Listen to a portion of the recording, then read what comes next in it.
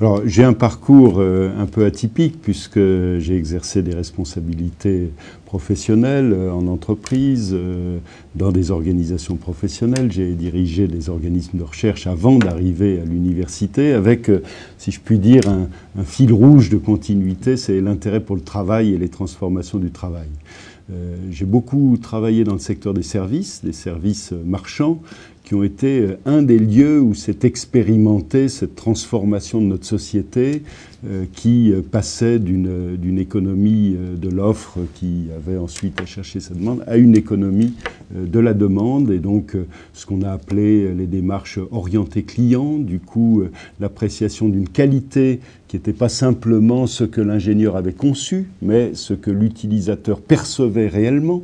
Du coup, ces entreprises qui étaient amenées à se renverser, à prendre l'aval comme un fil directeur et non plus l'amont, du coup à faire de leurs salariés des inventeurs de solutions nouvelles, des gens capables d'ajustement. Et ça a été ce basculement des termes de qualification où il suffisait de savoir pourquoi un salarié était qualifié, mis à disposition de l'organisation, puis ensuite c'était la responsabilité de l'organisation, de l'entrepreneur, de l'employeur, de bien l'utiliser, de le mettre à la bonne place, à la compétence, c'est-à-dire cet aveu de l'entreprise disant face au client qui est changeant, qui a des demandes variées, il faut des ajustements permanents et ça, on ne peut pas le faire si vous n'y mettez pas du vôtre.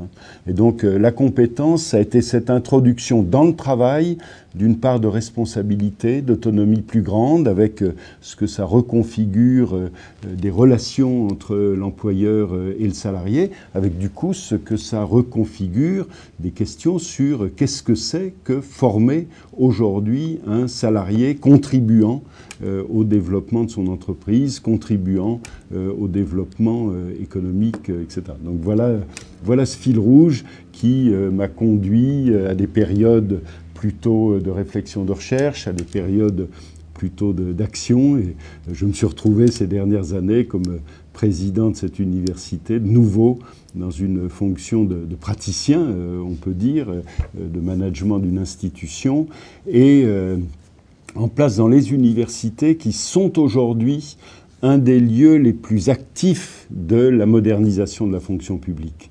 C'est un des lieux qui s'est emparé de ces nouvelles missions, a réfléchi sur son métier. Nous sommes de nouveau en plein débat avec une loi sur l'autonomie, sur que faisons-nous, simplement des têtes bien faites ou des têtes capables de contribuer au développement économique et social.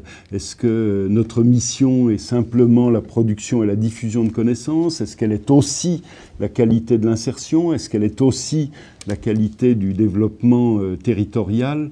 Voilà ce dont nous sommes en train de nous emparer. Voilà ce que nous ne pouvons pas faire seuls. Et donc, ce qui nécessite ces partenariats qui se nouent avec des collectivités territoriales, avec des entreprises.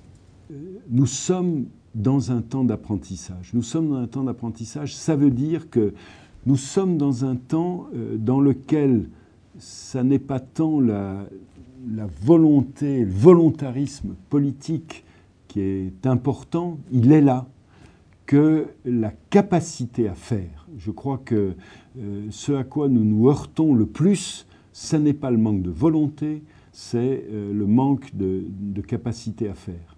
Et donc, tout ce qui noue de l'apprentissage conjoint entre les acteurs permet d'aller 10 fois plus vite que ce qui suppose que, ordonné d'en haut, tout le monde va se plier et dont on a vu combien ça ne débouchait que sur une succession de conservatisme.